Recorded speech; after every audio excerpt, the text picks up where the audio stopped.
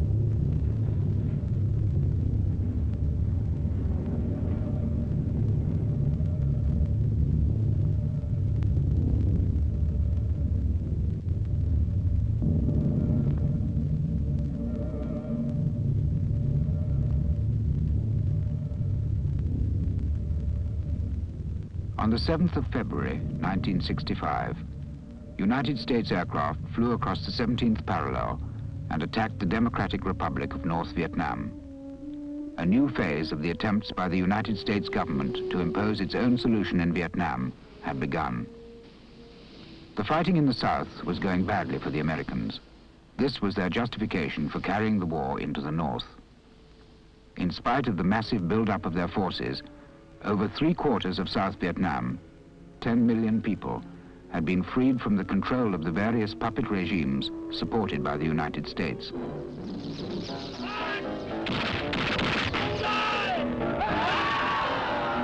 Recently arrived 1st Cavalry Airmobile Division, for all its helicopters and generalship, is learning the lesson many have learned before. Viet Cong guerrillas do not stand and fight unless it is advantageous for them to do so.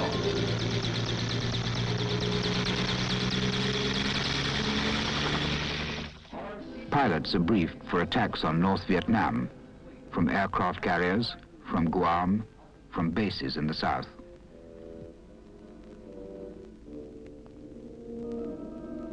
Punitive raids against the north might be used as a bargaining counter against the Liberation Front in the south. The main defense against these air raids was rifle and machine gun fire, and more important than weapons, the determination of the people.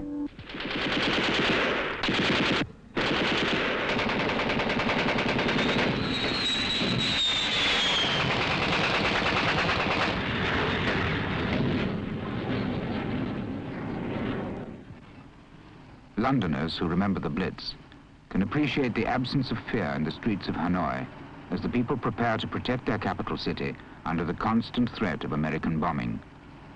They've won their first victory, the victory over fear.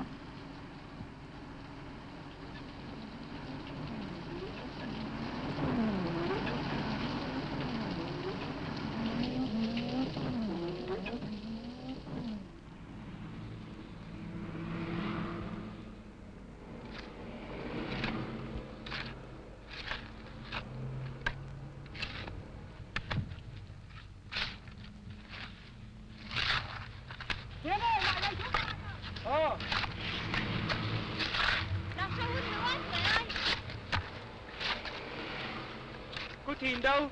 Đưa đổi cái sáng rồi. Chừng nào đội 7 đến đấy? Có lý mấy ở đây đâu rồi? Chả biết, ta tối về cơ sở rồi. Đến đây, lại đây giúp tôi tay nào. Lại đây rồi. They're more concerned with the news from the fighting fronts in the south and from the other parts of their country which are being bombed. They're taught how to bring down aircraft by rifle fire. People who are not afraid, who face the hostile planes as they sweep in to attack, fight back even with rifles. In the countryside, there's the same calm and determination.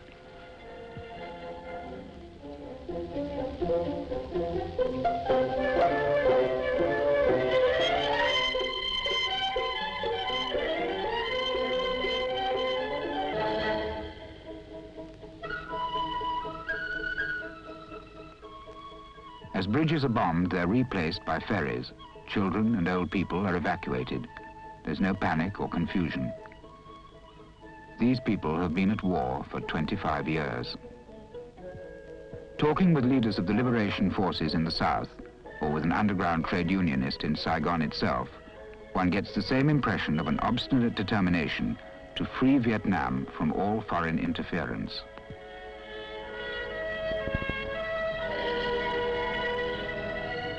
It's this determination which has brought together peasants and workers, students and professional men, representatives of all political parties and all religions in the National Liberation Front. This was formed in 1960 to end the United States intervention and establish an all-party government based on neutrality as a first step to the reunification of Vietnam.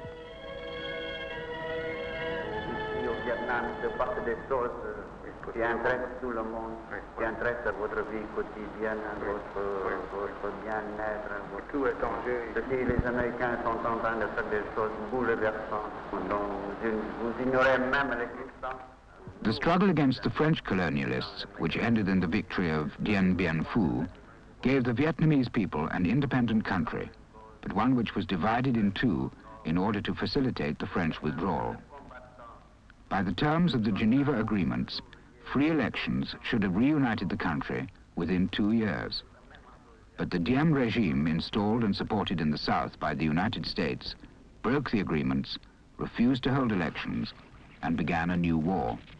Organized in guerrilla units, the resistance fought back, bringing down one puppet regime after another and forcing the Americans to raise the number of their troops to 100,000, to 250,000, but to no avail. The Americans no longer tried to occupy the countryside. They bombarded.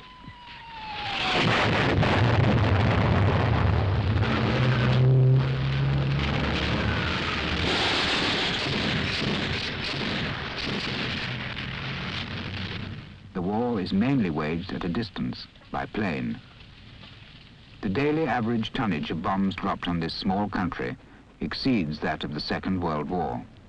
For the Vietnamese people, north and south, the sky is an enemy.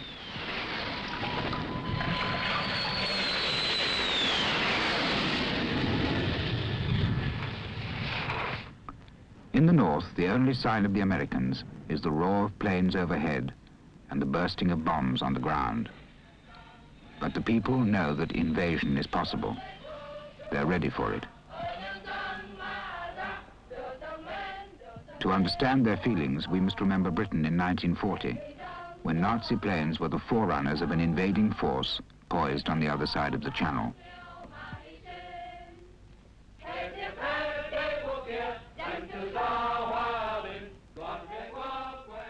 Each village has its own defense corps, its home guard against a local attack by parachutists. But if necessary, they can be grouped into an army trained for guerrilla warfare.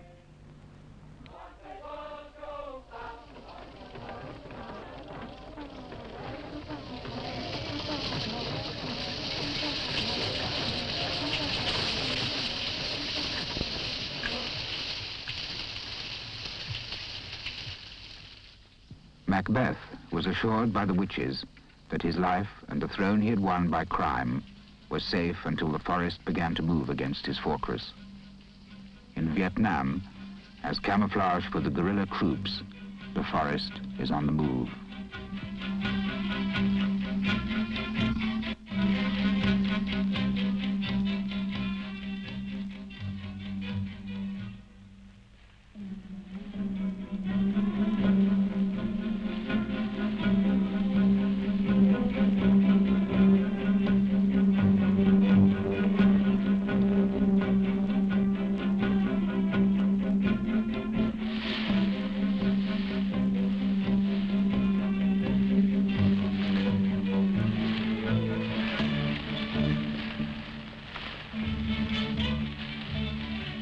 Vietnam peasants have become soldiers. Their tools have become weapons. Their rice fields are battlefields.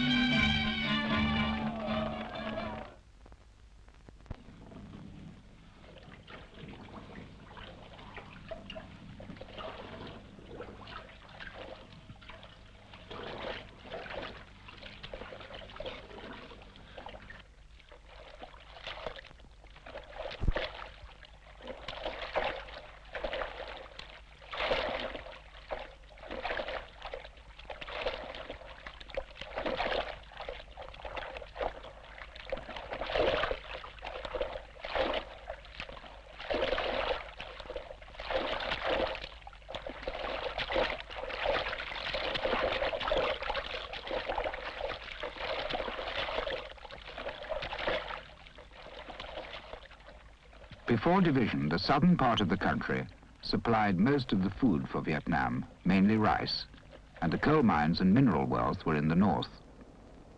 By splitting the country permanently in two against the terms of the Geneva Agreements, it was hoped to cripple the country and weaken its resistance. Up to 1954, the Vietnamese had to import even nails and sewing needles from France. After the United States imposed a blockade, the Democratic Republic had to make everything for itself. With only a few factory buildings, only a few machines without spare parts, only a few trained technicians, they had to build up their industry almost from nothing. Now there are two fronts in the north, the war and the economy.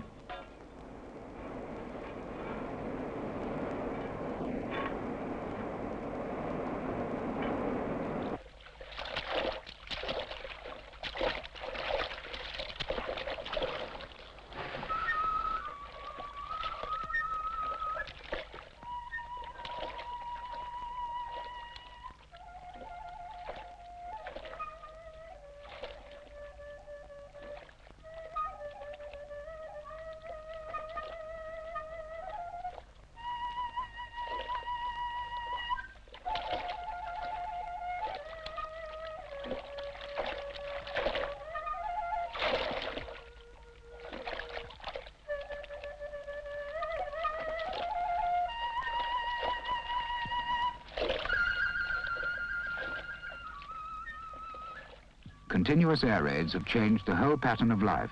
The days are used for the work of defense, the nights for the work of production. At harvest time, the work of getting in the crops and watering the new rice plants never stops, not even for air raid alerts.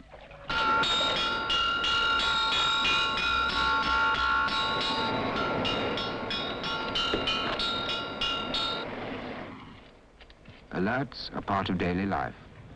Taking cover while the planes are overhead, returning to work again at the all clear, this has become the rhythm of life.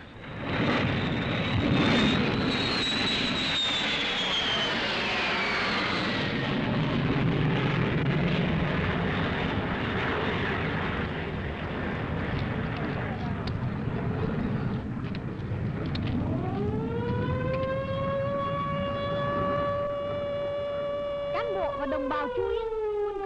Lại một lần nữa xâm phạm vùng trời tỉnh nhà, các đơn vị dân quân tự vệ và đồng bào chú ý, tất cả sẵn sàng vào vị trí chiến đấu và tập chiến.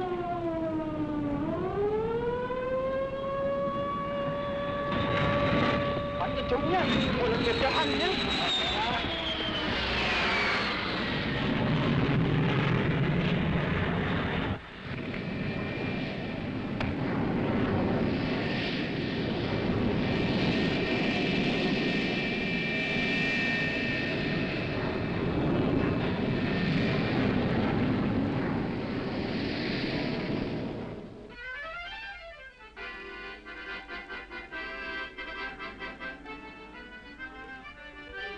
This is a war waged by a people, by every man, woman and child with whatever weapons they can find. It's the kind of war that defeated Napoleon in Spain and Russia, that helped to defeat Nazi Germany in occupied Europe.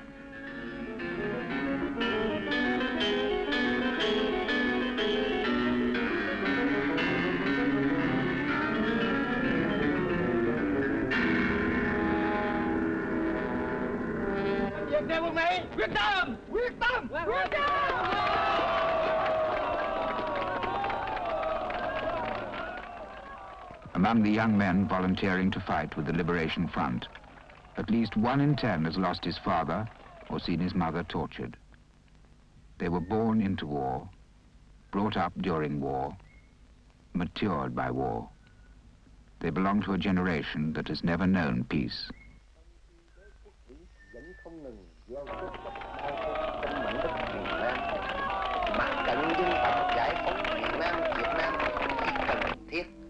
Sẽ không thể không kêu gọi những người con ruột thịt của miền Nam đã vì tôn trọng hiệp định đình chiến mà tập kết ra Bắc, phải xa miền Nam cả chục năm trời.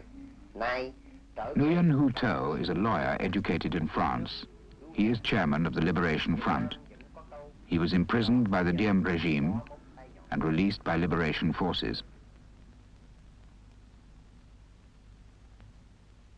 The strategic command of the front is in the middle of the jungle, safe from attack by helicopters or bombers.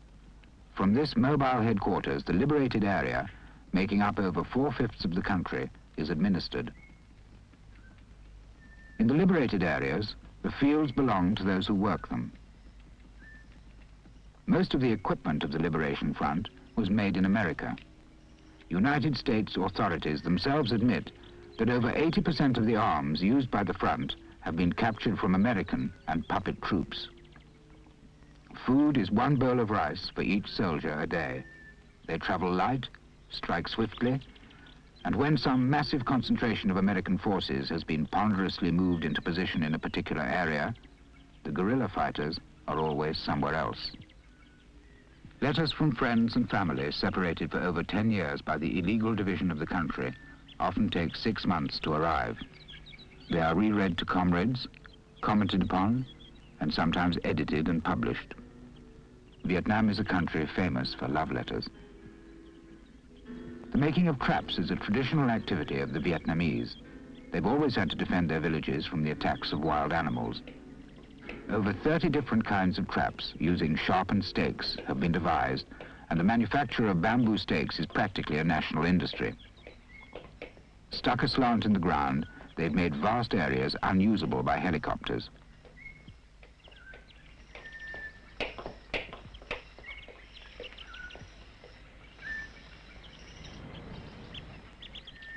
As Ho Chi Minh explains, for 20 years, the whole of Vietnam has been a vast trap. 2 armies, each of 500,000 men, have been caught in it. First the French Expeditionary Force, and then the Americans and their mercenaries in the south. Ho Chi Minh compares the war to a fox hunt. When the 2 hind paws of the fox are caught by a spring trap, the fox fights like the Americans in the south. He tries to pull himself out. He becomes furious. He strikes at the air with his front paws and catches them in another trap.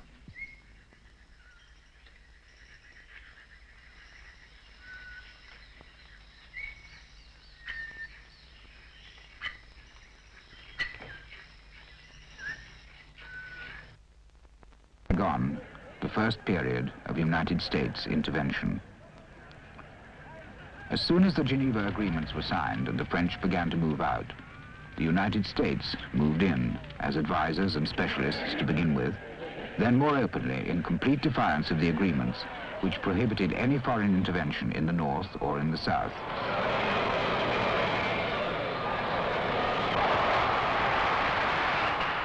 They reorganized the police force and the army. They made and unmade governments. Resistance was crushed, patriots executed.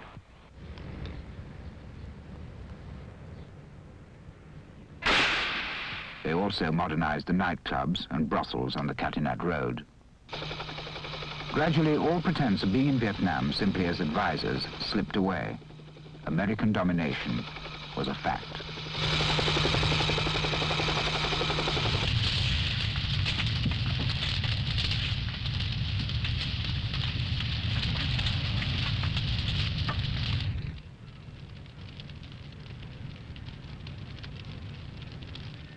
The second period of intervention, escalation of the war, the launching of incessant bombing raids on mines, roads, factories, and railways in the north.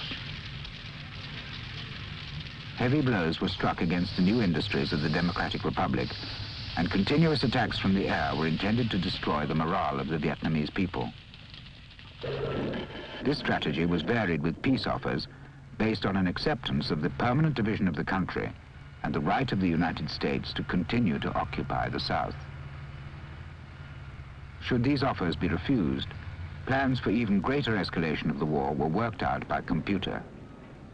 But there are factors which electronic brains cannot add up.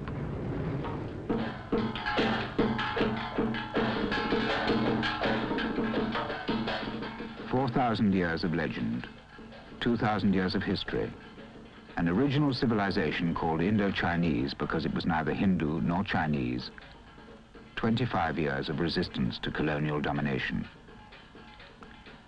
At Geneva in 1954, the sovereign independent state of Vietnam was recognized.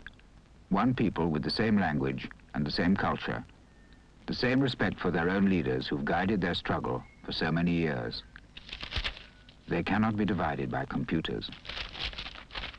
Once a year at Christmas, the sky showers upon North Vietnamese children toys and leaflets, presents from the psychological department of the United States Forces.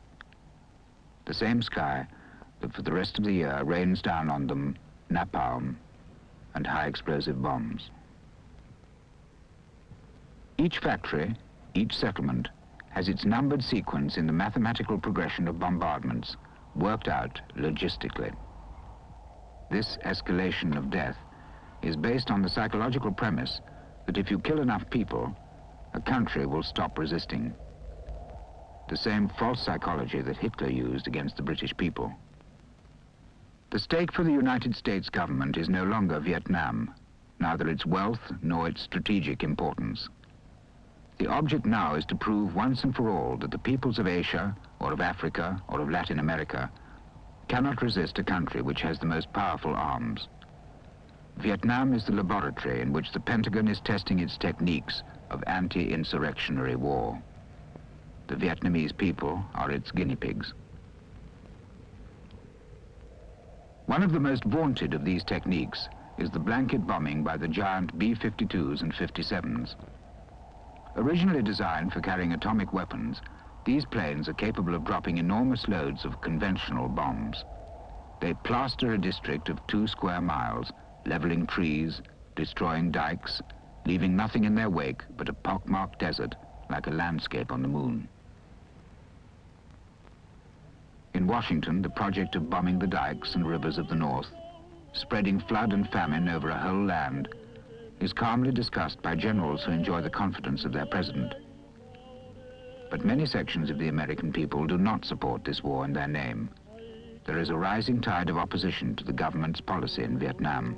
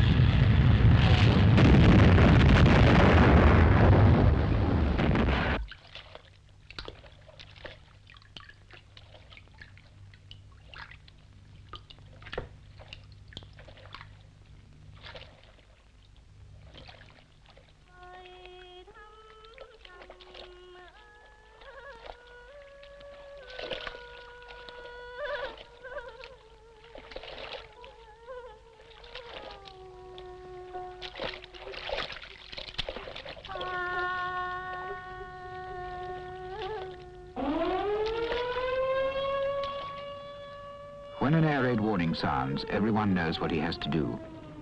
Some take the children and the sick into shelters. Others man the anti-aircraft defenses. Others still continue working in spite of the danger.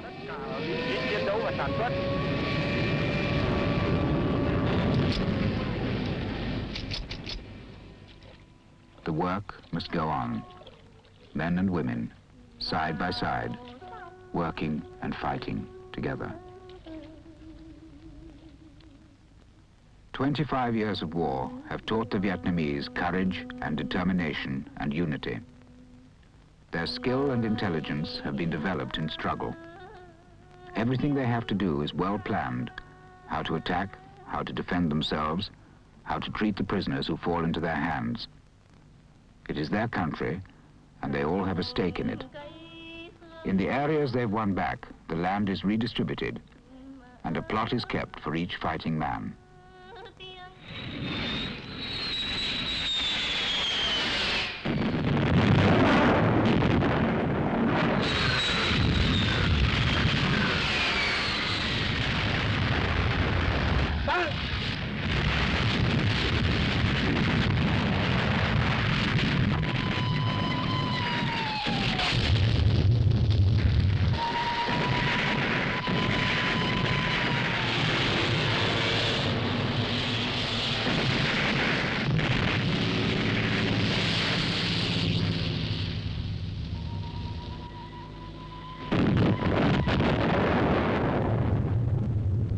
It is a strange war, A war in which the opposing forces inhabit quite different realms.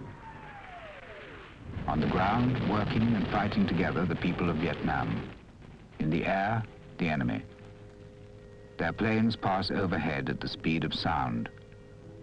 But when they have gone, the people say, we are still here, on the ground, in our own country.